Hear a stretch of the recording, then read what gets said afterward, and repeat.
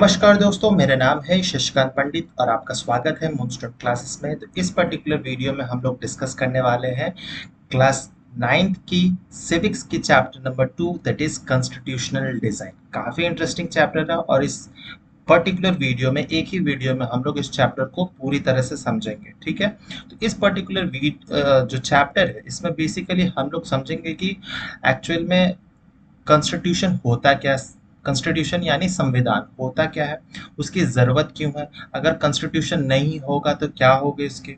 ठीक है, तो और कॉन्स्टिट्यूशन बेसिकली जो इंडिया में बना, मेकिंग ऑफ इंडियन कॉन्स्टिट्यूशन, वो सब हम लोग जानेंगे। इनके जो कर्ता धर्ता है, इंडियन कॉन्स्टिट्यूशन किसने बनाया, उसमें क्या क्या रूल्स है, लॉज है, प्रियम्बल क्या होता है, वो सब कुछ हम लोग इस पर्टिकुलर चैप्टर में समझेंगे।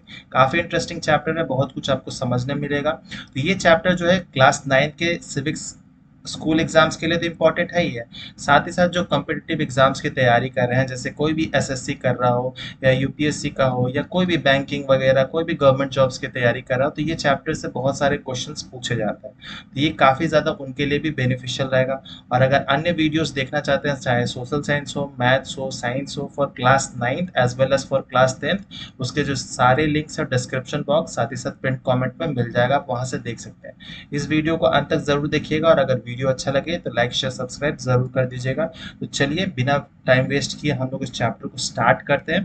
तो सबसे पहले हम लोग एक बेसिकली आउट ऑफ इंडिया का कंटेक्स्ट समझेंगे और बेसिकली हम लोग साउथ अफ्रीका का कंटेक्स्ट समझेंगे। ठीक है, तो democratic constitution in south Africa. तो साउथ अफ्रीका कहाँ है, तो बहुत स्टूडेंट्स को ये गलत फहमी है कि south Africa means the southern part of the Africa, लेकिन ऐसा नहीं है। साउथ अफ्रीका एक पर्टिकुलर कंट्री है अफ्रीका में सब। ठीक है, अफ्रीकन कंटिनेंट में 55 कंट्रीज है, उसमें से एक है साउथ अफ्रीका। ठीक है, तो वहाँ ये जो फोटो है आपने जरूर ने कहीं ना कहीं देखा होगा, ये है नेल्सन मंडेला की। जिस तरह से इंडिया में महात्मा गांधी की इज्जत है, वैसी ही इज्जत, फैन फॉलोइंग आप कह सकते हैं, वो साउथ अफ्रीका और वर्ल्ड वाइड में भी है इनकी। और ये इकलौते नहीं लेकिन ऐसे फॉरेनर हैं जिनको इंडिया का भारत रत्न, जो हाईएस्ट सिविलियन अवार्ड है इंडिया का, वो दिया गया है। ठीक है, तो ये कुछ बेसिक जानकारियां थी अबाउट नेल्सन मंडेला। लेकिन हम लोग जो साउथ अफ्रीका में एक ब्लैक रूल या लॉ चले आ रहा था जिसको कहा जाता था एपार्थेइड, उसको भी हम लोग समझेंगे। ये जूनियर क्लास में कभी ना कभी आपने ये टर्म जरूर सुना होगा। ठीक है, तो इन 1964 कहानी ऐसे शुरू होता है कि 1964 Nelson Mandela and seven other leaders were sentenced to life imprisonment for daring to oppose apartheid regime in his country.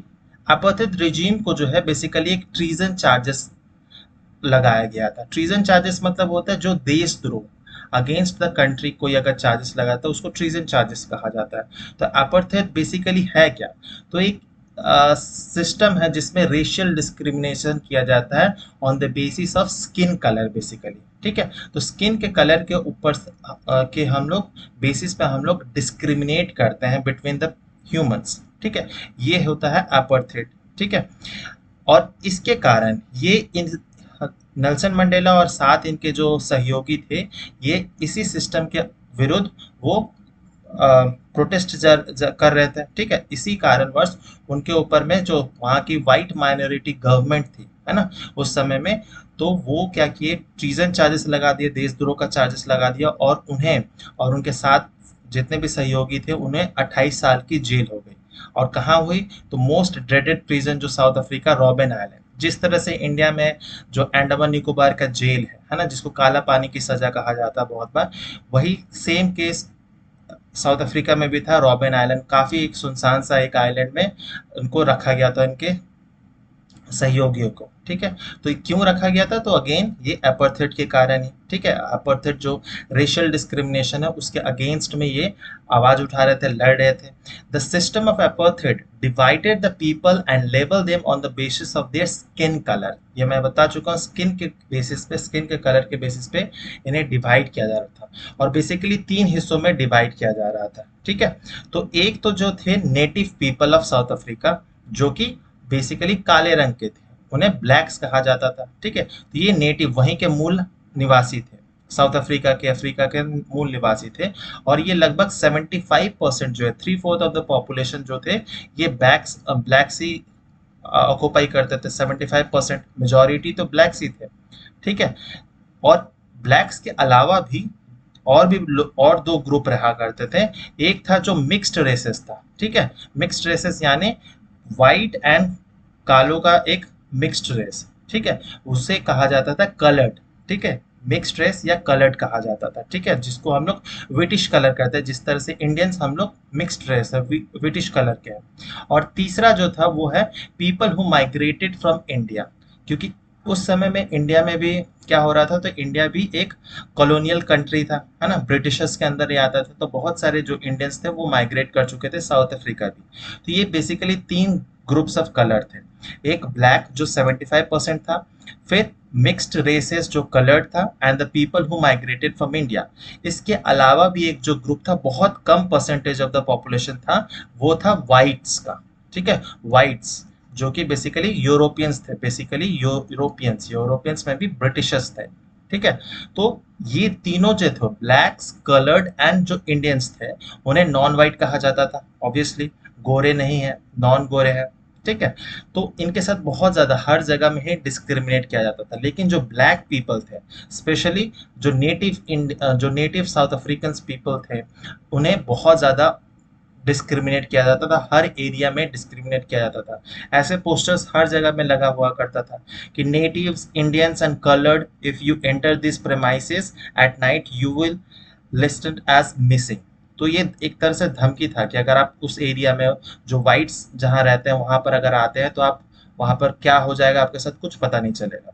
जैसे इंडिया में भी जब ब्रिटिशर्स का रूल था, तब वैसे बहुत सारे साइन बोर्ड लगे होते थे कि Indians and dogs are not allowed, है ना, ऐसे बहुत जगह में लिखा होता था। उसी तरह से चाहे वो ट्रेन, कोई भी पब्लिक इंस्टीट्यूशन हो, train, buses, taxis, hotels, hospital, school, college, library, cinema halls, theatres, beaches, swimming pool, public toilet, सब जो था वो वाइट्स एंड ब्लैक्स के लिए अलग अलग था, ठीक है। वाइट्स एंड नॉन वाइट्स कह सकते हैं, ठीक है। और उसमें से भी सबसे ज्यादा जो डिस्क्रिमिनेट फील करते थे, वो जो मूल निवासी थे, जो साउथ अफ्रीका के ब्लैक पीपल, ठीक है। Black could not form association or protest against the terrible treatment। और ऐसा रूल बना दिया था जो व्हाइट गवर्नमेंट, जो ब्रिटिशर्स थे, वो क्योंकि वो पावर में थे, ठीक है। और वो पावर कैसे आया था, जिस तरह से ईस्ट इंडिया कंपनी इंडिया में आया था, पहले तो वो आया था कि ट्रेड करना है, ठीक है। ट्रेड करते करते वो क्या करना था, एरिया कब्जाने लगा, फिर वो मोनोपोली हो गया एक तरह से, और वो पूरे कंट्री को रूल करने लगा। सेम चीज वो साउथ अफ्रीका में भी ब्रिटिशर्स ने यही चीज किया था, ठीक है। तो ट्रेड करने आए थे, फिर वो धीरे धीरे रूल करने लग गए थे। और जब उनका रूल आया वाइट माइनॉरिटीज का, तब वो क्या किए, पूरा जो सिस्टम था उनको प्रोटेस्ट करने के लिए, जो ब्लैक, कलर्ड या फिर इंडियंस थे, उनको एसोसिएशन प्रोटेस्ट करने का भी अधिकार नहीं था, ठीक है। और बाकी व्हाइट और नॉन व्हाइट के जो ये भेदभाव था, इसी को ही मेनली सेग्रीगेशन कहा जाता था, ठीक है। व्हाइट्स और नॉन व्हाइट को अलग अलग करना, लेबल करना, उन्हें उनको अलग अलग तरीके से डिस्क्रिमिनेट करना, ये सब आ जाता था हमारा सेग्रीगेशन में, ठीक है। तो ये बहुत इंपॉर्टेंट है, 1 मार्क्स क्वेश्चन में पूछ दिया जाता है। नेक्स्ट हम लोग समझेंगे कि since 1950 the black, coloured and the Indians fought against the apartheid system. लेकिन लोकल लेवल पे ये सब होते रहा था, कोई कोई छोटे छोटे इसमें प्रोटेस्ट हो रहे थे। और ये प्रोटेस्ट जो हो रहे थे किसके अंडर हो रहा था, तो अफ्रीकन नेशनल कांग्रेस, जिस तरह से हमारे में था इंडियन नेशनल कांग्रेस था, उसी तरह से सिमिलरली अफ्रीकन नेशनल कांग्रेस भी था। एक अम्ब्रेला ऑर्गेनाइजेशन था जिसके अंतर्गत ये सारे ही लोग मिलकर, जो नॉन वाइट लोग थे, वो सेग्रीगेशन की पॉलिसी के अगेंस्ट लड़ रहे थे, प्रोटेस्ट कर रहे थे, एसोसिएशन फॉर्म कर रहे थे, है ना। तो this included many workers unions, communist party, अलग अलग फीमेल्स, ठीक है, यंग चिल्ड्रंस जो थे, फिर पढ़े लिखे जो लोग थे, लिटरेट, वो सब कोई बेसिकली वो इसके अंदर अफ्रीकन नेशनल कांग्रेस के अंतर्गत ही प्रोटेस्ट कर रहा था। और कुछ बहुत कम परसेंटेज था, कुछ कुछ वाइट सेंसिटिव लोग भी थे, यानी कुछ कुछ वैसे भी वाइट लोग थे जो ब्रिटिशर्स थे, जो ये लॉज को गलत मानते थे, ठीक है। तो वो भी कभी कभी अफ्रीकन नेशनल कांग्रेस का साथ देते थे और अपोज करते थे अपार्थाइड को, ठीक है। तो ये सब बेसिकली हो रहा था। तो लेकिन जब उनको प्रोटेस्ट हो रहा था तो इसमें बहुत ज़्यादा योगदान जो था वो नेल्सन मंडेला और उनके सहयोगी का था। तो इसके कारण उन्हें सजा हुई थी, देशद्रोह का चार्जेस लगा, 28 साल की उन्हें सजा हुई। ठीक है। तो as protest and struggle against apartheid had increased, the government realized they could no longer keep the blacks under their rule through repression। जैसे इंडिया में हो रहा था उसी तरह से ब्रिटिशर्स सब जगह से अपने अपने कॉलोनीज से खदेड़ा जा रहा था। ठीक है। तो क्यों? क्योंकि उनको पता था कि अब हम लोग नेटिव्स को, जो ब्लैक पीपल है, उनको और दबा कर नहीं रख सकते हैं। ठीक है। उन्हें उनको आज़ादी देना पड़ेगा। ठीक है। तो the white regime changed policy. ठीक है। और वाइट लोग थे, गोरे थे, वो वापस जाना चाहते थे अपने देश, क्योंकि उन्हें भी बहुत ज़्यादा डिफिकल्टीज फेस करनी पड़ी थी, हमेशा ही वॉर लाइक सिचुएशन पे वो लोग रह रहे थे। तो after 20 years of imprisonment Nelson Mandela was released from the jail. ठीक है। और वो जेल से, उनके साथ में सहयोगी कुछ जेल से रिलीज हुए, कुछ जो था उनका जेल में ही डेथ हो चुका था। ठीक है। At the midnight of 26 April 1994 the new national flag of the republic of South Africa was unfurled. तो ये काफी रिसेंट है ना। तो इंडिया तो 1947 में था, साउथ अफ्रीका बहुत रिसेंट 1994 में ही वो एक आज़ाद मुल्क, एक नया डेमोक्रेटिक गवर्नमेंट फॉर्म किया था, अपना जो नेशनल फ्लैग है वो भी अनफर्ल किया था। ठीक है। New born democracy in the world, the apartheid government came to an end, paving the way for multi racial government. ठीक है। और उसके बाद जो गवर्नमेंट आई उसमें सिर्फ वाइट लोग ही नहीं थे, वाइट के साथ साथ ब्लैक, कलर्ड और भी लोग थे। आप इसको कंपेयर कर सकते हैं जिस तरह से अभी present south African cricket team है ना, उसमें कुछ गोरे भी है, कुछ ब्रिटिश कलर के लोग भी हैं। ठीक है। जैसे कि इंडियन ओरिजिन के आपको केशव महाराज मिल जाएंगे, फिर जो ब्लैक है ना, बहुत सारे वैसे भी मिल जाएंगे, कुछ ब्रिटिशर्स ओरिजिन के मिल जाएंगे, है ना। तो ये सभी मल्टी रेशियल गवर्नमेंट टाइप के वहां पर भी एक गवर्नमेंट फॉर्म होता है। और जो फर्स्ट प्रेसिडेंट बनता है, ठीक है, जिस तरह, क्योंकि वो साउथ अफ्रीका जो था प्रेसिडेंशियल फॉर्म ऑफ गवर्नमेंट था, हम लोग जो है पार्लियामेंट्री फॉर्म ऑफ गवर्नमेंट है। तो वहां पर प्रेसिडेंट, जो फर्स्ट प्रेसिडेंट बना जाता है वो थे नेल्सन मंडेला, बनते हैं first president of South Africa. ठीक है। तो after the emergence of new democratic South Africa, black leaders appealed to fellow blacks to forgive the whites for atrocities। तो अब वाइट लोगों को ये डर था कि अब जो ब्लैक पीपल थे उनको सारे राइट्स मिल गए हैं, तो ब्लैक लीडर्स जो भी होंगे अब वो क्या करेंगे, जो भी उनके साथ अत्याचार हुआ है वो वापस उनके साथ भी वही करेंगे। लेकिन जो नेल्सन मंडेला थे और भी बहुत सारे जो ब्लैक लीडर्स उस समय के थे, वो यह नहीं करने देना चाहते थे। उनके साथ जो हुआ वो नहीं चाहते थे कि वाइट लोगों के साथ भी ऐसा हो। ठीक है। क्योंकि आपने वो कहावत तो सुनी है कि an eye for an eye makes the whole world blind, है ना, तो गांधी जी की। तो वही चीज है, अगर हम लोग, कोई अगर हमें एक थप्पड़ मारा तो हम भी उसको मारेंगे, तो ऐसा तो लड़ाई शुरू हो जाएगा, दोनों का ही नुकसान होगा, दोनों का ही, है ना। तो ऐसा माफ कर देना चाहिए था। तो ये भी ब्लैक लीडर्स का कहना था। तो आफ्टर 2 years ऑफ डिस्कशन, काफी ज्यादा डिस्कशन डिबेट हुआ, जो भी मल्टी रेशियल गवर्नमेंट थी, और उसके बाद में एक कॉन्स्टिट्यूशन फॉर्म करने का कहा गया था। ठीक है। तो वहां पर the finest constitution of the world has ever had, वो साउथ अफ्रीका बनाता है। This constitution gave it's citizens most extensive rights available in any country. और जितने भी लोग रहते थे अलग अलग स्किन कलर के, उसमें कोई भेदभाव नहीं था, सबको इक्वल राइट्स वहां के गवर्नमेंट दे रहे थे। लेकिन ये जो हुआ काफी ज्यादा डिस्कशन डिबेट्स के बाद हुआ। ठीक है। तो आप समझ सकते हैं कि जो कॉन्स्टिट्यूशन है क्यों जरूरी है। ठीक है। और भी अगर समझना है तो हम और भी समझा दे रहे हैं कि why do we need constitution. ठीक है। तो जब ब्रिटिशर्स चले गए तो कुछ जो थे वाइट माइनॉरिटीज जो लोग थे वो बहुत कम परसेंटेज में थे, मात्र 5% के आसपास थे। बाकी तो जो थे 90% के आसपास जो थे वो ब्लैक पीपल थे। और कुछ जो ब्रिटिश कलर के जो लोग थे वो बेसिकली हमारे इंडियन ओरिजिन वाले थे। ठीक है। वो भी 5% के आसपास थे। तो अब इनके बीच में फियर था कि, क्योंकि माइनॉरिटी था, ये दोनों जो थे ये माइनॉरिटीज में आते थे, ब्लैक जो थे वो मेजॉरिटी में आता था। तो उनको फियर था, वाइट लोगों को ये फियर था कि ब्लैक लोग बदला लेंगे, उनको सारे राइट्स नहीं देंगे, उनके जो प्रॉपर्टीज हैं वाइट लोगों के, वो क्योंकि वो रिच थे, काफी ज्यादा रिच थे, उनको सब कुछ कब्जा कर लिया जाएगा। ठीक है। और साथ ही साथ ब्लैक लोगों को भी कुछ ट्रस्ट इश्यू हो गया था, है ना। तो इनके बीच में ट्रस्ट डेवलप करना काफी जरूरी था। तो ये जो ट्रस्ट था, ये कॉन्स्टिट्यूशन, एक रिटन डॉक्यूमेंट, एक रिटन रूल्स रेगुलेशन ही इसको फुलफिल कर सकता था। इसीलिए द ऑपरेशर एंड द ऑप्रेस्ड, इस केस में ऑपरेसर जो है वो वाइट है ना, अनऑप्रेस्ड जो है वो ब्लैक पीपल, कलर्ड लोग हैं। तो in this new democracy were planning to live together as equals. It was not going to be easy to them trust each other, है ना, क्योंकि दोनों के अलग अलग फियर्स थे। The black majority was keen to ensure the democratic principle of majority rule was not compromised. Black ये चाहते थे कि मेजोरिटी रूल लागू हो, ठीक है। They wanted substantial social and economic rights, जो भी राइट्स व्हाइट को मिले थे पहले गवर्नमेंट्स में, वो सारे राइट्स ब्लैक लोगों को भी मिले, ठीक है। और white minority was keen to protect its privileges and property, क्योंकि ये शुरू से ही बहुत ज्यादा रिच थे, तो वो चाहते थे कि इनके प्रॉपर्टीज जो भी थे उनको ये प्रोटेक्ट करके रख सके। तो ये भी एक इनका भी व्हाइट लोगों का फियर था। The whites agreed to the principle of majority rule, है ना, तो व्हाइट लोग रूल को मान गए। And that one person and one vote and one value वाला जो कंसेप्ट था, है ना, उसके लिए भी मान गए कि पहले होता था कि सिर्फ व्हाइट लोगों को ही वोट देने का अधिकार था, ब्लैक्स को नहीं था। लेकिन इस बात पे भी व्हाइट्स लोग मान चुके थे। They also agreed to accept some basic right for the poor and workers.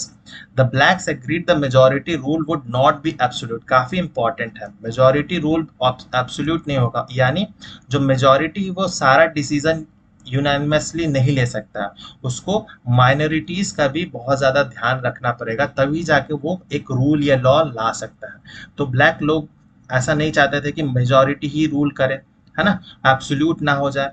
They agreed that the majority would not take away the property of the white minority. तो दोनों के जो फियर्स थे, दोनों के जो ट्रस्ट इशू थे, उसको फुलफिल किया गया थोड़े बहुत, दोनों को ही कॉम्प्रोमाइज करके। The only way to build and maintain trust in such situation is to write down some rules of the game that everyone would abide by. और ये जो रूल्स रेगुलेशंस थे, यही किसमें, एक रिटन डॉक्यूमेंट जिसको कहा जाता है कॉन्स्टिट्यूशन, है ना, कॉन्स्टिट्यूशन जो हम लोग संविधान कहते हैं, तो वही संविधान इसीलिए बहुत बहुत ज्यादा जरूरी है। कुछ रीजंस हैं यहाँ पर आपके एनसीईआरटी बुक्स में दिए गए हैं, उसे मैं ऐड किया हूँ कि it generates a degree of trust and coordination. जो भी पार्टीज है, मेजॉरिटी हो माइनॉरिटीज हो कुछ भी हो, तो अलग अलग मल्टी रेशियल्स पीपल हो, उनके बीच में ट्रस्ट एंड कोऑर्डिनेशन होना बहुत जरूरी है। और ये कौन करता है, तो कॉन्स्टिट्यूशन, इसीलिए ताकि हर जो डिफरेंट काइंड ऑफ पीपल है वो आसानी से जी सके, लिव कर सके, है ना। फिर सेकंड पॉइंट है कि it specifies how the government will be constituted, है ना, कि गवर्नमेंट किस टाइप ऑफ गवर्नमेंट होगा, उसके क्या रूल्स प्रोसीजर होंगे। जिस तरह से अभी आप देख सकते हैं इलेक्शन का टाइम है, इलेक्शन का रिजल्ट आ चुका है, सो उसमें गवर्नमेंट किस तरह से फॉर्म होंगे, इलेक्शन कैसे होंगे, सारे रूल्स रेगुलेशन, किसके पास में क्या पावर रहेगा, स्टेट गवर्नमेंट के पास क्या रहेगा, सेंट्रल के पास क्या रहेगा, वो सब कुछ डिस्कस होता है मेनली। तो ये कॉन्स्टिट्यूशन में ही लिखा जाता है। It also lays down limit on the power of the government and tell us what is the right of the citizen. काफी इंपॉर्टेंट है कि ये हमें बताता है कि आम इंसान का, आम आदमी का क्या राइट है, सिटीजन का क्या राइट है, जिसमें हम लोग ने पढ़ा होगा आपने कभी कभी जूनियर क्लासेस में, फंडामेंटल राइट्स, फंडामेंटल ड्यूटीज के बारे में, है ना, directive principle of state policies, ये सब राइट्स जानना जरूरी है। फिर चौथा पॉइंट है कि it expresses the aspiration of people about creating a good society. जो भी आकांक्षाएं हैं फॉर द, जो भी आम इंसान का, उसको फुलफिल किया जा सके। तो ये सब कुछ जो है रूल्स ऑर्डर रहेगा तभी ये फुलफिल हो सकता है। जिस तरह से आप स्कूल में है, हर स्कूल में एक डायरी होता है, ठीक है, और डायरी में सारे रूल्स, नियम, यूनिफॉर्म, सब कुछ टाइमिंग वगैरह दिया रहता है और उसी को फॉलो किया जाता है। उसी तरह से भी कोई भी कंट्री को चलाना तो एक सर्टेन रूल्स रेगुलेशन होना चाहिए और वो सबके लिए इक्वल होना चाहिए, है ना, तभी जाके एक कंट्री स्मूथली रन कर पाएगा। क्योंकि ऐसे बहुत सारे कंट्री है जहाँ पर कॉन्स्टिट्यूशन तो है लेकिन वहाँ पर वो स्मूथली रन नहीं कर पाता है ना, मिलिट्री रूल लग जाता है। तो कॉन्स्टिट्यूशन होना तो इम्पोर्टेंट है, साथ ही साथ उसको फॉलो करना भी बहुत इम्पोर्टेंट है, ठीक है। तो ये भी बहुत इम्पोर्टेंट है। अब हम लोग इंडिया के कंटेक्स्ट में सब कुछ समझेंगे, ठीक है। Making of the Indian constitution, यानी इंडिया का जो संविधान है वो किस तरह से बनता है, क्योंकि the making of the constitution for India, India का कॉन्स्टिट्यूशन काफ़ी ह्यूज एंड डाइवर्स कंट्री, हम लोग बहुत अलग अलग रिलीजन, रेसेस, है ना, बहुत पॉपुलेशन है हमारे पास में। तो ये बहुत हेवी टास्क था हमारे लिए, ठीक है। तो at that time the people of India were emerging from the status of subject to as citizens. जब हम लोग आज़ाद हो रहे थे 1946-45 के बाद में ही, है ना, तब क्या हो रहा था, तो हम लोग एक ब्रिटिशर्स के रूल में तो हम लोग एक सब्जेक्ट की तरह ट्रीट किए जाते थे, है ना। ब्रिटिशर्स, यूरोपियंस, हम लोग एक सब्जेक्ट की तरह ट्रीट किया जाता, वो हमें एक सिटीजन मानते ही नहीं थे। बहुत सारे राइट हमें दिया ही नहीं जाता था बेसिकली, है ना। सब्जेक्ट का मतलब जिसमें मान लीजिए कि आपके क्लासरूम में कुछ मॉडल्स बने रहते हैं, ठीक है, और बाकी क्या होता है, मॉडल्स के साथ हम लोग इंटरैक्ट नहीं करते हैं, है ना, बस उनको देखते हैं, ऑब्जर्व करते हैं, उनके साथ खेलते हैं, लेकिन उसके फीलिंग्स, व्यूज, उसको कुछ नहीं लिया जाता। लेकिन हम लोग सिटीजन्स कब बने, जब हम लोग आज़ाद होते हैं, तो हमारे पास वो उतना पावर नहीं था, थिंकिंग पावर नहीं था उस समय में, ठीक है। The country was born from the partition, और उसके बाद में तो पार्टीशन भी हो चुका, डिवाइड एंड रूल जो करते आ रहा था on the basis of religious differences. तो ये पार्टीशन जो था वो बहुत बड़ा सेटबैक था दोनों ही कंट्री, इंडिया और पाकिस्तान के लिए, ठीक है, पाकिस्तान और इंडिया के लिए। तो at least 10 lakh people where killed on both sides of the border in partition. Minimum तो 1 लाख, मतलब 10 लाख लोग की डेथ हुई थी बोथ पाकिस्तान और इंडिया के लोगों का। और क्योंकि ये पार्टीशन के कारण हुआ था, और इसमें रिलीजियस एंगल जो था वो ब्रिटिशर्स ने डाल चुके थे, ब्रिटिशर्स, यूरोपियन, सब ने डाल चुका था, ठीक है। There was another problem that Britishers had left it to the rulers of the princely state to decide whether they wanted to merge India और पाकिस्तान। क्योंकि उस समय पूरा जो इंडियन सब कॉन्टिनेंट था वो बहुत सारे प्रेसिडेंसीज एंड प्रिंसली स्टेट्स में बटे हुए थे, ठीक है। तो प्रेसिडेंट और ब्रिटिशर्स ये कह गए थे कि प्रिंसली स्टेट्स के प्रिंसली स्टेट का डिसीजन होगा कि वो या तो पाकिस्तान में जाना चाहते हैं या इंडिया में। तो लगभग इंडिया में लगभग 563 के आसपास प्रिंसली स्टेट हुआ करता था। उसमें से 560 तो वो इंडिया में, वो इंडिया को ज्वाइन करना चाहते थे। 3 ऐसे प्रिंसली स्टेट बच गए थे जो इंडिया को ज्वाइन नहीं करना चाहते थे, ना ही पाकिस्तान को ज्वाइन करना चाहते थे, ठीक है। तो वो एक इंडिपेंडेंट रहना चाहते थे, वो एक बड़ा सिरदर्द था। वो कौन कौन सा जगह था, तो एक हैदराबाद एक रीजन था, ठीक है, एक जूनागढ़ रीजन था जो गुजरात में था, और एक कश्मीर रीजन है। आज के टाइम में जूनागढ़ और हैदराबाद का तो कोई मतलब कोई प्रॉब्लम इशू नहीं है हमारे में, लेकिन कश्मीर वाला जो इशू है वो आज भी प्रेजेंट है बिटवीन इंडिया एंड पाकिस्तान। और ये किसके कारण हुआ, तो यूरोपियंस, ब्रिटिशर्स, अमेरिकन के कारण ही ये सब हुआ, ठीक है। तो ये क्या हुआ, डिवाइड एंड रूल तो क्या ही, लेकिन ऐसा प्रॉब्लम दे दिया कि वो जिंदगी भर तक पाकिस्तान और इंडिया के बीच में रहेगा, ठीक है। तो इंडिपेंडेंस मिलने के बाद भी हम लोग लड़ाई में ही उलझ के रह गए, इसीलिए हम लोग को जितना डेवलप करना था वो हम लोग डेवलप नहीं कर चुके हैं। पाकिस्तान अभी भी इसमें ही टेररिज्म और भी इन सब फील्ड में लगा पड़ा है, इसीलिए वो और पीछे जाते जा रहा है। इंडिया इससे उभर चुका है, इसीलिए इंडिया इम्प्रूव कर रहा है, डेवलपमेंट की सीढ़ियाँ चढ़ रहा है, ठीक है। तो ये सब बेसिक जो पार्टीशन वाला टाइम था वो मैंने बताया। फिर इंडिया में कॉन्स्टिट्यूशन पहला कब, मतलब सोचा कब गया था बेसिकली, तो वो 1928 से लगभग स्टार्ट हो चुका था, क्योंकि जो जवाहरलाल नेहरू थे वो 1929 में ये कह चुके थे कि हम लोग आज़ाद मुल्क बन जाएंगे, डोमिनियन स्टेटस की बात कर रहे थे, ये आपने हिस्ट्री में पढ़ा होगा, ठीक है, मॉडर्न हिस्ट्री में। तो इन 1928 Motilal Nehru and 8 other Congress leaders drafted a constitution for India. तो ये इनिशियली इन्होंने ही बेसिकली ड्राफ्ट किया था, बट इन नाइन कोई इसका सोल्यूशन नहीं निकला, क्योंकि 1929 में ऐसा कुछ हुआ नहीं, राउंड टेबल्स कॉन्फ्रेंसेस हुई, ऐसा कुछ इससे निकल नहीं पाया। फिर 1931 में एक रेजोल्यूशन पास होता है कराची में, ठीक है, कराची पाकिस्तान में प्रेजेंट है। तो क्या होता था उस समय, इंडियन नेशनल कांग्रेस का हर साल क्या होता था, मीटिंग होता था अलग अलग शहरों में। तो 1931 में कराची में हुआ था, और उस पर मेन फोकस जो था कि how independent constitution India constitution look like, ठीक है। तो इंडिपेंडेंट इंडिया का, आज़ाद इंडिया का कॉन्स्टिट्यूशन किस तरह का होना चाहिए, तो ये 1931 कराची सेशन में ये फाइनलाइज किया गया था। तो ये जो था ये काफ़ी इंपॉर्टेंट है, इससे क्वेश्चन बनता है कि कराची सेशन का एक सिग्निफिकेंस क्या है, ठीक है। तो ये तो था ही। फिर बहुत सारे इंडियंस जो थे वो क्या, ब्रिटिश जो ब्रिटिश का पार्लियामेंट था, बेसिकली इंडियन पार्लियामेंट ही था, लेकिन उसमें वो काम करते थे, तो उनको एक्सपीरियंस गेन हो चुका था बहुत सारे इंडियंस को कि वर्किंग कैसा होता है, लेजिस्लेशन इंस्टीट्यूशन का, लॉज रूल्स, इन सब के बारे में पढ़ लिख चुके थे बहुत सारे, है ना। Prove to be very useful for the country in setting up the own institution and working in them. तो ये बहुत ज़्यादा फायदा मिल चुका था कि हम लोग को ऐसे एक्सपीरियंस था। तो that is why Indian constitution adopted many institutional details and procedure from colonial law, जो कि government of India act of 1935, बहुत सारे जो रूल्स लॉज जो प्रेजेंट डे कॉन्स्टिट्यूशन संविधान में है, वो गवर्नमेंट ऑफ इंडिया एक्ट 1935 से लिया गया है।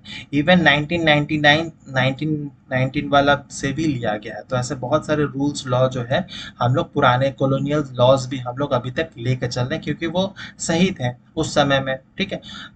Many of our leaders were inspired by the, साथ ही साथ में ब्रिटिशर्स का तो हेल्प हम लोग को मिल ही चुका था, ठीक है। साथ ही साथ जो बहुत सारे उस समय में कंट्रीज थे, जैसे फ्रेंच रिवॉल्यूशन भी था। फ्रेंच रिवॉल्यूशन से आपने हिस्ट्री में पहला चैप्टर में बताया था, जिसमें लिबर्टी, इक्वालिटी, फ्रैटर्निटी, ये सब कॉन्सेप्ट जो था वो फ्रेंच रिवॉल्यूशन से आता है। फिर ब्रिटेन से हमारा पार्लियामेंट्री फॉर्म ऑफ डेमोक्रेसी को हम लोग ने समझा। फिर यूएसए से द बिल ऑफ राइट्स को हम लोग ने समझा। फिर सोशलिस्ट रिवॉल्यूशन इन रशिया से समझा, है ना, फंडामेंटल ड्यूटीज के बारे में सोचा समझा हम लोग ने। तो रशिया नहीं होगा उस समय में, वो यूएसएसआर था, ठीक है, सोवियत यूनियन था। साथ ही साथ और भी कंट्रीज थे, जिसमें ऑस्ट्रेलिया हो गया, कनाडा हो गया, आयरलैंड हो गया, साउथ अफ्रीका हो गया। ऐसे बहुत सारे कंट्रीज से हम लोग ने बहुत कुछ हम लोग ने अपने कॉन्स्टिट्यूशन में डाला, जो जो भी रेलेवेंट लगा हमें, इन सब से हम लोग ने डाला। तो ऐसे बहुत सारे फॉरेनर्स हैं जो इंडियन कॉन्स्टिट्यूशन को एक कॉपी बना बोलते हैं, लेकिन ऐसा नहीं है। जो भी रूल्स लॉज अगर अच्छे लगते हैं हम लोग को, कोई भी कॉन्स्टिट्यूशन का, कोई भी देश का कॉन्स्टिट्यूशन का, वो अगर हम लोग अपने ऊपर लागू करेंगे तो इसमें कुछ कॉपी पेस्ट वाली बात नहीं आ जाती है, ठीक है। तो हमारा जो कॉन्स्टिट्यूशन था इन सब से इंस्पायर्ड था, ठीक है। तो ये किसी और चैप्टर में मैं बता दूंगा कि कौन कौन से देश से हम लोग ने क्या क्या लिया, ठीक है। तो ये सब कुछ पता हो जाएगा आपको। अब हम लोग समझते हैं हमारा कॉन्स्टिट्यूएंट असेंबली। जो कॉन्स्टिट्यूशन असेंबली बेसिकली वो लोग थे, वो असेंबली था जो कॉन्स्टिट्यूशन को बना रहे थे, ठीक है। कॉन्स्टिट्यूशन यानी डॉक्यूमेंट को बना रहे थे, तो वो था कॉन्स्टिट्यूएंट असेंबली। तो सबसे पहला जो आइडिया आया था, the idea of constituent assembly was first proposed in 1934 by M N Roy. तो काफी इंपॉर्टेंट नाम है एम एन रॉय के बारे में, बहुत बार हिस्ट्री बुक में इनका जिक्र नहीं किया जाता है, ठीक है, लेकिन काफी इंपॉर्टेंट थे। फिर the drafting of the document called the constitution was done by N assembly of elected representatives called constitution constituent assembly. तो कॉन्स्टिट्यूएंट असेंबली का यही डेफिनेशन है कि जो ड्राफ्टिंग की जा रही थी डॉक्यूमेंट का, डॉक्यूमेंट का मतलब कॉन्स्टिट्यूशन का। बेसिकली कॉन्स्टिट्यूशन क्या है, एक बुक है जिसमें सब रूल्स लॉज आर्टिकल्स वगैरह लिखे गए हैं, ठीक है। तो वो जो लिख रहा था वो ग्रुप ऑफ पीपल्स थे, ठीक है, वो असेंबली जो था उसी को कॉन्स्टिट्यूएंट असेंबली कहा जाता है। तो इलेक्शन जो हुआ था, election to the constituent assembly were held in July 1946, और ये डायरेक्ट इलेक्शन नहीं था, क्योंकि उस समय में यूनिवर्सल एडल्ट फ्रेंचाइजी इंडिया में लागू नहीं था, ठीक है, सबको वोट देने का अधिकार नहीं था। तो ये एक टाइप ऑफ इनडायरेक्ट इलेक्शन हुआ था। जो भी प्रेसिडेंसीज थे या प्रिंसली स्टेट्स के जो प्रोविंशियल लेजिस्लेचर थे, वही उसको मतलब कॉन्स्टिट्यूएंट असेंबली के मेंबर्स को इलेक्ट किए थे, ठीक है। तो इनडायरेक्ट वे ऑफ इलेक्शन था। और पहली जो मीटिंग होती है कॉन्स्टिट्यूएंट असेंबली की, वो होती है 9 दिसंबर 1946 में। और फर्स्ट मीटिंग को चेयरमैन कौन थे, तो वो थे doctor Sachchidanand Sinha, first chairman of constitution assembly. तो 1 मार्क्स में से क्वेश्चंस पूछे जा सकते हैं, डॉक्टर सच्चिदानंद सिन्हा।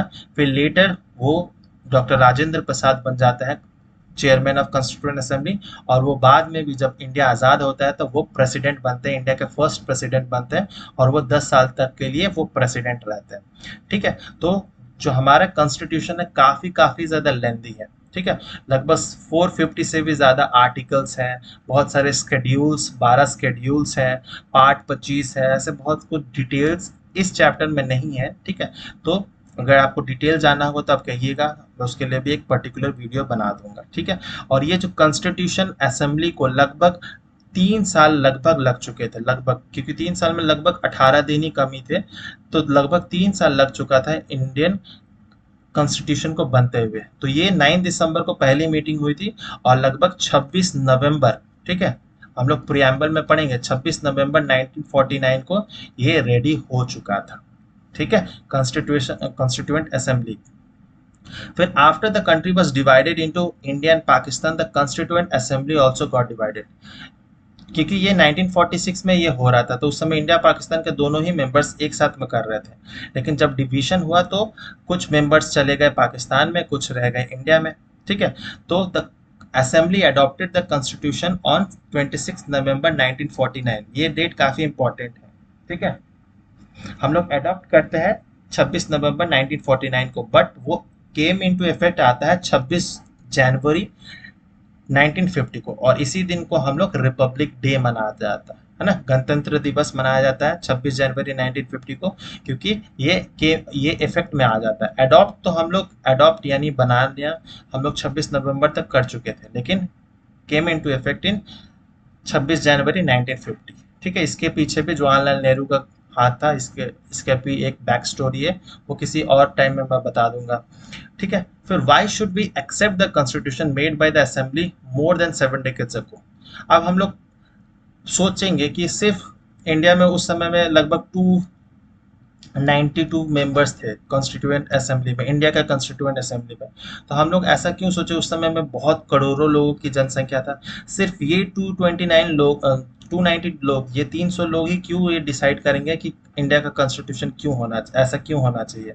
तो ऐसा हम लोग कॉन्स्टिट्यूएंट असेंबली को ऐसा क्यों एक्सेप्ट करें, है ना, ये दिमाग में क्वेश्चन आ रहा होगा।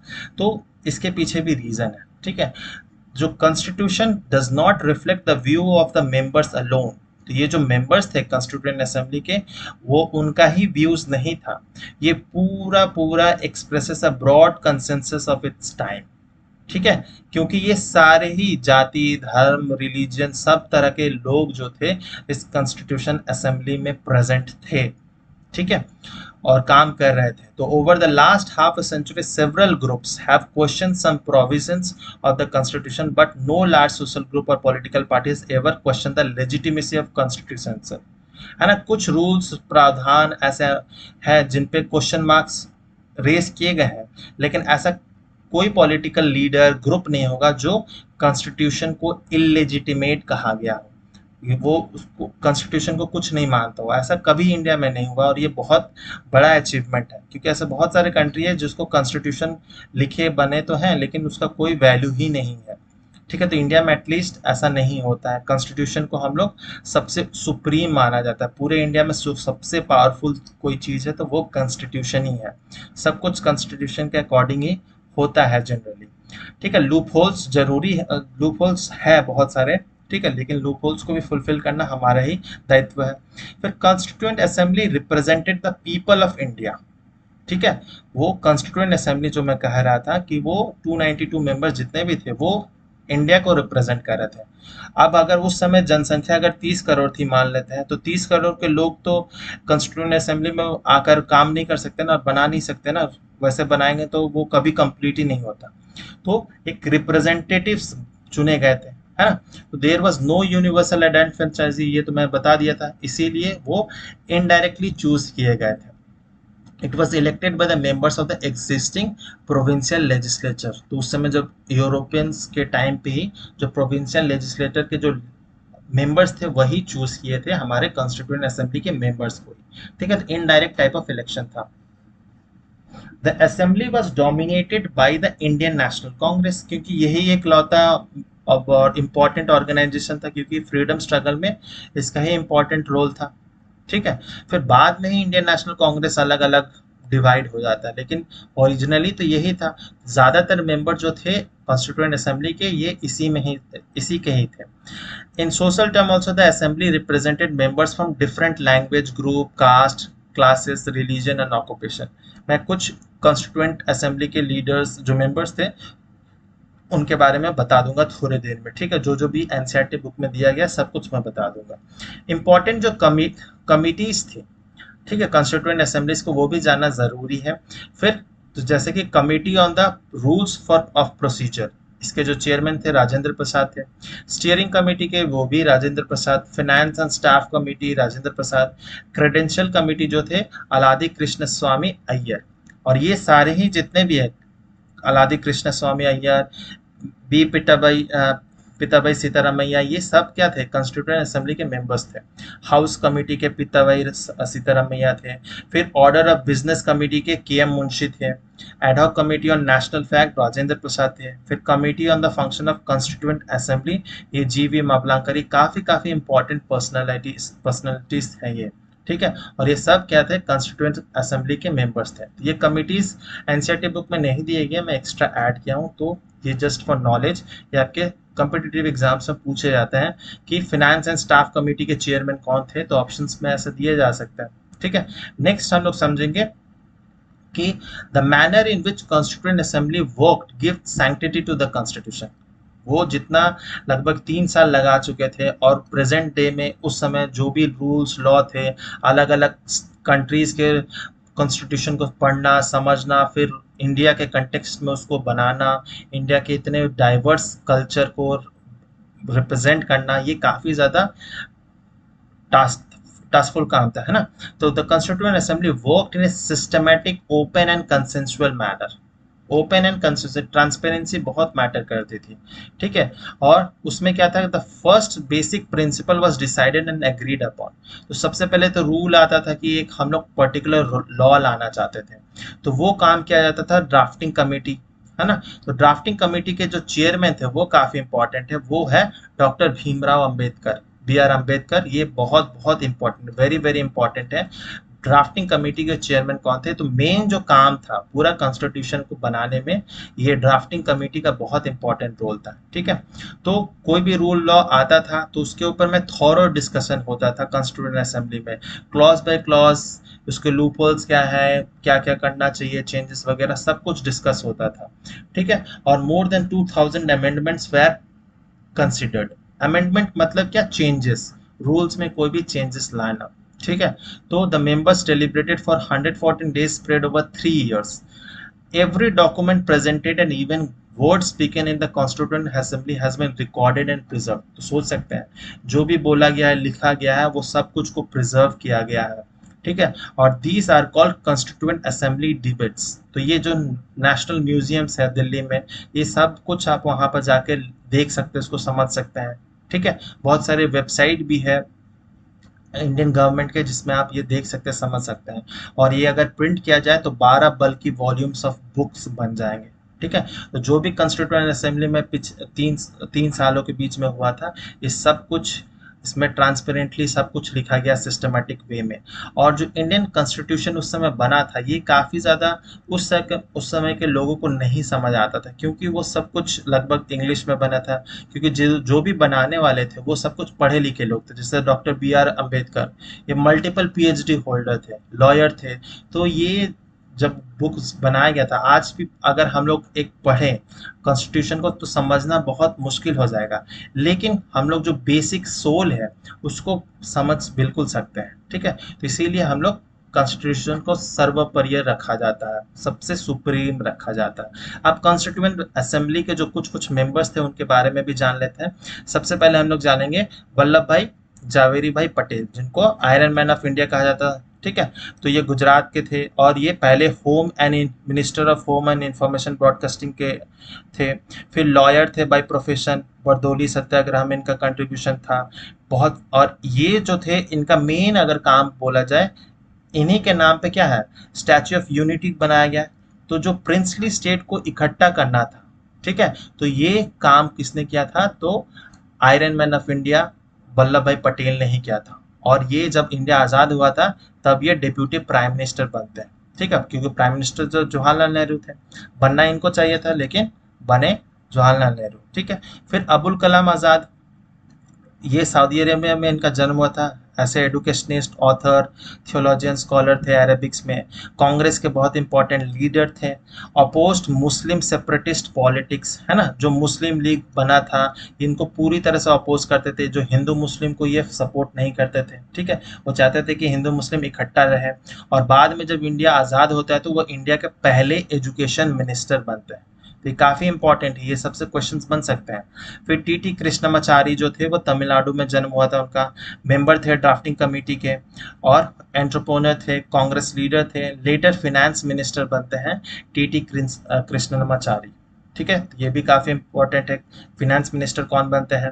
फिर आते हैं राजेंद्र प्रसाद, इनके बारे में तो पता ही होगा कि ये प्रेसिडेंट बनते हैं, बिहार से जो जनरली बिलोंग करते थे, president of the constituent assembly, lawyer by profession थे, चंपारण सत्याग्रह में बहुत इंपॉर्टेंट रोल था, president of Congress, later first president of India भी बने थे 2 टर्म्स के लिए यानी 10 साल के लिए। फिर जयपाल सिंह जो थे वो झारखंड से बिलोंग करते थे, उस समय तो वो बिहारी था। Sports person and educationist, captain of the first national hockey team, तो आज़ाद होने के बाद जो पहला हॉकी टीम था उसके वो कैप्टन भी थे। फाउंडर ऑफ आदिवासी महासभा, ये ये फाउंडर भी थे, and later founder Jharkhand party, तो ये जयपाल सिंह के बारे में था।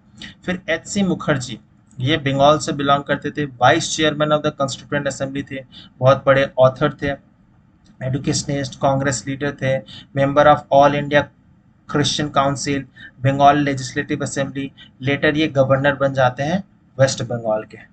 ठीक है, नेक्स्ट हम लोग पढ़ेंगे जी दुर्गाबाई देशमुख। देख सकते हैं विमेंस का भी बहुत इंपॉर्टेंट रोल रहा है कॉन्स्टिट्यूशन को बनाने में। तो ये आंध्र प्रदेश से थी, एडवोकेट थी, public activist for women इमांसिपेशन, founder of Andhra महिला सभा, Congress leader, founder of chairperson of central social welfare board, जो आज भी बहुत इंपॉर्टेंट एक बोर्ड है।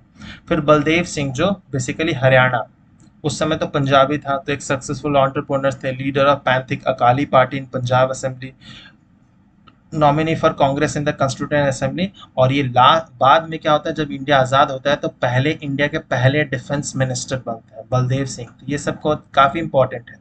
भीमराव भीमराव अंबेडकर बहुत बहुत बहुत इंपॉर्टेंट है, ये तो मध्य प्रदेश में जन्म हुआ था, चेयरमैन ऑफ ड्राफ्टिंग कमेटी। ठीक है, social revolutionary thinker, agitator, caste division के विरुद्ध थे, है ना। तो यही रिजर्वेशन जो भी है इन्हीं के वजूद में, इन्हीं के बदौलत है। ठीक है, फिर ये लॉ मिनिस्टर बनते हैं, फर्स्ट कैबिनेट। ठीक है, founder of Republican party of India, law minister भी ये बनते हैं पहले इंडिया के। ठीक है, नेक्स्ट हम लोग समझेंगे कन्हैया लाल मानिक लाल मुंशी यानी के.एम. मुंशी के बारे में। तो ये गुजरात से थे, एडवोकेट थे, historian, linguist, Congress leader, Gandhian थे, गांधीयन थिंकर, मतलब गांधी को फॉलो करते थे, later minister of union cabinet, founder of Swatantrata party. Shyama Prasad Mukherjee काफ़ी इंपॉर्टेंट है, ये भी वेस्ट बंगाल से बिलोंग करते थे, minister for industry and supply in interim government थे, एडुकेशनिस्ट, लॉयर। फिर हिंदू महासभा के बहुत इंपॉर्टेंट मेंबर थे, लेटर फाउंडर बनते हैं प्रेसिडेंट ऑफ भारतीय जनसंघ। और यही प्रेजेंट डे जो बीजेपी गवर्नमेंट है, बीजेपी जो है वो इसी के फाउंडर है। तो यानी बीजेपी के जो फाउंडर है ये यही है, श्यामा प्रसाद मुखर्जी। तो इनसे भी क्वेश्चंस पूछा जाता है। Jawaharlal Nehru obviously first prime minister of India, Uttar Pradesh prime minister. फिर lawyer, Congress, advocate, democracy, anti imperialism, later first prime minister of India. ठीक है, नेक्स्ट हम लोग पढ़ेंगे सरोजनी नायडू। ये है हमारी nightingale of India. Lata Mangeshkar ji nightingale of India नहीं है, ठीक है। तो she is nightingale of India, born in Andhra Pradesh, poet, writer, political activist, among the foremost women leader in the Congress. Later वो गवर्नर ऑफ उत्तर प्रदेश बनती है। फिर सोमनाथ लहरी, ये वेस्ट बंगाल से थे, writer, editor, leader of communist party of India. Later वो member बन जाते हैं वेस्ट बंगाल लेजिस्लेटिव असेंबली के। ठीक है, तो ये बहुत बहुत इंपॉर्टेंट मेंबर्स थे कॉन्स्टिट्यूएंट असेंबली के, जो उनका बहुत इंपॉर्टेंट रोल रहा है कॉन्स्टिट्यूशन को बनाने में। ठीक है, अब कॉन्स्टिट्यूशन के बारे में हम लोग फिलोसफी ऑफ द कॉन्स्टिट्यूशन, यानी हम लोग कॉन्स्टिट्यूशन का जो शुरुआत होता है उसको हम समझेंगे। बेसिकली कॉन्स्टिट्यूशन बहुत बड़ा है, इसको समझने के लिए पूरा आपको लाइफ भर पॉलिटिकल साइंस पढ़ना पड़ेगा, तब जाके शायद आपको समझ आए। ठीक है, तो constitution begin with a very short statement of its basic values, it is called the preamble. ठीक है, तो आपके हर एनसीईआरटी बुक में ये प्रीएम्बल आपको नजर आता होगा कि we the people of India having solemnly resolve to, है ना, ऐसे करके लिखा होता है। तो बेसिकली प्रीएम्बल क्या है, तो ये एक सोल ऑफ द कॉन्स्टिट्यूशन है। अगर आपको पूरा कॉन्स्टिट्यूशन को समझना है या समरी समझ सकते हैं कि पूरे कॉन्स्टिट्यूशन का समरी जो है प्रीएम्बल है। ठीक है, तो ये एक सोल ऑफ द कॉन्स्टिट्यूशन है। अगर किसी कंट्री को समझना है तो आप उसके प्रियम्बल को पढ़ लीजिए, है ना। तो बहुत सारे कंट्रीज जो थे वो ऐसे प्रियम्बल बनाते थे, तो इंडिया भी कॉन्स्टिट्यूशन बनाने से पहले प्रियम्बल बनाता है, और प्रियम्बल देख सकते हैं, ये है हमारा preamble. We, the people of India, have solemnly resolved to constitute India into a sovereign, socialist, secular, democratic republic. Justice, liberty, equality, fraternity, सारे ही टर्म्स जो है बहुत बहुत इंपॉर्टेंट है। ठीक है, तो हम लोग एक एक करके हर एक टर्म्स को, हाईलाइटेड टर्म्स को समझेंगे। तो सबसे पहला है we the people of India. तो इसका मतलब क्या होता है कि constitution has been drawn up and enacted by the people, ठीक है, एंड थ्रू देयर रिप्रेजेंटेटिव। और इसमें आउटसाइड किसी भी किंग पावर्स का कोई रोल नहीं है। ये जो जो भी कॉन्स्टिट्यूशन है वे इंडिया ने बनाया और इंडियंस के लिए ही बनाया गया, तो इसका यही मतलब है। फिर टर्म आता है सॉवरेन। ठीक है, तो सॉवरेन मतलब क्या है कि people have supreme right to make decision of internal चाहे या एक्सटर्नल मैटर में। कोई भी कंट्री हमें नहीं बता सकता कि आप ऐसा करो वैसा करो। हम एक आज़ाद मुल्क है, सॉवरेन कंट्री है, तो सारा जो डिसीजन है अपना internal matter, outer external matter, सब हम लोग खुद ले सकते हैं। सोशलिस्ट जो था वो बेसिकली क्या है, हम लोग एक कैपिटलिस्ट कंट्री नहीं है, हम लोग सोशलिस्ट। और सोशलिस्ट जो कंसेप्ट है ओरिजिनली कॉन्स्टिट्यूशन में नहीं था, इसे हम लोग इंक्लूड किए थे 1973 में। ठीक है, 1973 42 कॉन्स्टिट्यूशन अमेंडमेंट में हम लोग सोशलिस्ट और सेक्युलर टर्म को इंक्लूड किया गया था, तो ये पहले नहीं था। तो जनरली सोशलिस्ट का मतलब है कि हम लोग जो जो भी वेल्थ होगा वो लगभग सारे लोगों के पास में रहे। ऐसा ना हो कि कोई बहुत ज़्यादा अमीर हो जाए, कोई बहुत ज़्यादा गरीब हो जाए। एक्चुअली में अगर इंडिया में देखा जाए तो ऐसा सिचुएशन अभी भी है, लेकिन कुछ हद तक हम लोग का कंट्री में सोशलिज्म है। फिर आते हैं सेक्युलर। सेक्युलर मतलब क्या कि सिटीजन को जिसको मर्जी जो जो भी रिलीजन फॉलो कर सकता है, कोई इसमें जबरदस्ती नहीं है। हमारा जो गवर्नमेंट होगा उसका कोई एक पर्टिकुलर रिलीजन नहीं होगा, वो किसी भी एक पर्टिकुलर रिलीजन को प्रमोट नहीं कर सकता या डिमोट नहीं कर सकता। जैसे कि बहुत सारे, जैसे पाकिस्तान क्या है, वो सेक्युलर कंट्री नहीं है, क्योंकि वो उसका जो कंट्री का रिलीजन है वो इस्लाम है। जैसे यूएसए हो गया, यूएसए एक सेकुलर कंट्री है क्योंकि उसका भी कोई पर्टिकुलर रिलीजन नहीं है। यूके, इंग्लैंड जो है वो एक नॉन सेकुलर कंट्री है क्योंकि वो क्रिश्चियनिटी को फॉलो करता है। तो इंडियन गवर्नमेंट किसी को फॉलो नहीं करता है या प्रमोट नहीं करता है, ठीक है, प्रैक्टिस वगैरह नहीं करता है, वो सारे रिलीजन को एक समान देखता है। तो सेकुलर का मतलब ये होता है। डेमोक्रेटिक तो पता ही होगा, democratic a form of government where people enjoy equal political rights, elect their rulers and hold them account, है ना। तो ये तो पता ही होगा डेमोक्रेसी के बारे में। रिपब्लिक का मतलब होता है कि जो हमारी हेड ऑफ द स्टेट होगी, यानी प्रेसिडेंट जो होगा, वो कोई भी एक कॉमन सिटीजन इलेक्टेड पर्सन बन सकता है। वो सीट जो होगा वो हेरिडिटरी नहीं होगा, जिस तरह से अमेरिका में, सॉरी अमेरिका नहीं, यूनाइटेड किंगडम में होता है। वहाँ पर जो प्रेसिडेंट, जो वहाँ पर हेड ऑफ द स्टेट होता है, वो राजा या रानी बनती है। लेकिन इंडिया में कोई भी बन सकता है, जैसे कि अभी प्रेजेंट थे मुर्मू जी है, उससे पहले कोविंद जी थे, है ना। तो ऐसे करके इसको रिपब्लिक कहा जाता है। फिर आता है इंपॉर्टेंट टर्म्स में आता है जस्टिस। जस्टिस का मतलब तो पता ही होगा। Citizens cannot be discriminated on the grounds of caste, religion, gender. Social inequalities have to be reduced. Government should work for the welfare of the people and especially for disadvantaged group, है ना। सबको justice मिल सके, सब अलग अलग field में, ये काफ़ी इंपॉर्टेंट है, चाहे वो सोशल हो, इकोनॉमिक हो या पॉलिटिकल। जस्टिस तीनों फील्ड में मिलना पड़ेगा। फिर लिबर्टी ऑफ थॉट्स एक्सप्रेशन, मतलब there is no unreasonable restriction. ठीक है, रीजनेबल रेस्ट्रिक्शन हो सकता है लेकिन अनरीजनेबल ऐसा रेस्ट्रिक्शन नहीं होगा। आपके पास आज़ादी रहेगा, आप जो भी सोचते हैं करते हैं, आप एक्सप्रेस कर सकते हैं अपने थॉट्स को, ठीक है, आप फॉलो कर सकते हैं कुछ भी, तो इसको कहा जाता है लिबर्टी। फिर इक्वालिटी, इक्वालिटी समान अधिकार, all are equal before the law. Equality का मतलब यही है, लॉ के आगे सब कोई बराबर है, ठीक है। तो there is a tradition of social inequalities haven't to be ended, है ना। अनटचेबिलिटी बहुत प्रेवलेंट थी, तो इन सब को हटाने के लिए इक्वालिटी लाया गया था टर्म। फिर फ्रैटर्निटी काफ़ी इंपॉर्टेंट है कि all of us should behave as if we are the member of the same family, भाईचारा हो, है ना। हम लोग ऐसा बिहेव ना करें कि कोई इन्फीरियर है कोई सुपीरियर है, हम लोग ऐसा बिहेव ना करें। तो ये कुछ इंपॉर्टेंट टर्म्स हैं, काफ़ी ज़्यादा इंपॉर्टेंट है। ये मीनिंग क्वेश्चंस में क्वेश्चन के फॉर्म में दिया जाता है, वो काफ़ी इंपॉर्टेंट है, सॉवरेन, सोशलिस्ट, सेक्युलर, ये सब कुछ टर्म्स, तो इसको आप एक्सप्रेस करना आपको आना चाहिए, ठीक है। फिर ये लास्ट जो है पैराग्राफ, ये भी इंपॉर्टेंट है कि in our constituent assembly the 26th day of November 1949 do hereby adopt, enact and give ourselves the constitution। तो यहाँ पर 26 जनवरी नहीं है, ये इंपॉर्टेंट है, ये होगा 26 नवंबर 1949। इसी दिन को हम लोग अडॉप्ट कर लेते हैं, लेकिन पावर में कब आता है, केम इनटू इफेक्ट, वो आता है 26 जनवरी 1950 में आता है, जिस दिन हम लोग रिपब्लिक डे मनाना शुरू करते हैं। तो ये था हमारा कॉन्स्टिट्यूशन डिज़ाइन, जो भी ये चैप्टर था उसके बारे में। उम्मीद करता हूँ सब कुछ कंसेप्ट जो है इस चैप्टर में जितना भी कुछ था वो सब कुछ हम क्लियर कर चुके हैं। अगर वीडियो अच्छा लगा तो लाइक ज़रूर कीजिएगा, कोई डाउट हो, सजेशंस हो तो कमेंट बॉक्स में कीजिएगा। ज़्यादा से ज़्यादा अपने दोस्तों के साथ, मेंबर्स के साथ शेयर कीजिए, एंड सब्सक्राइब अभी तक नहीं किया तो ज़रूर से ज़रूर कीजिएगा। आप इंस्टाग्राम पे भी जुड़ सकते हैं मुझसे। मिलते हैं नेक्स्ट वीडियो में, टिल देन बाय बाय, जय हिंद।